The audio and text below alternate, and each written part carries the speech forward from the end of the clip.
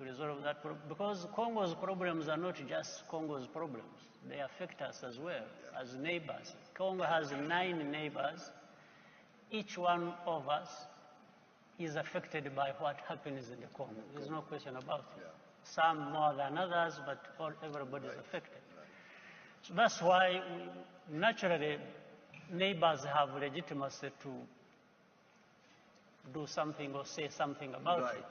And if we can figure out as neighbors how to help the transition in Congo to happen without affecting us or affecting them so badly, then that's what we should be looking at. I think we have one of the major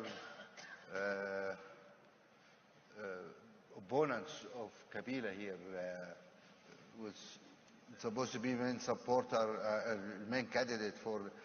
Where is Katumbi? Oh, okay. You are not allowed to go back to the country, correct? Okay. And do you have anything to add what the president said? I mean, is there any hope for a reasonable election in your country?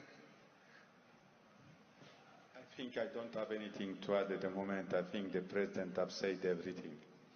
Okay. Thank you. He's going to be a good politician, this guy.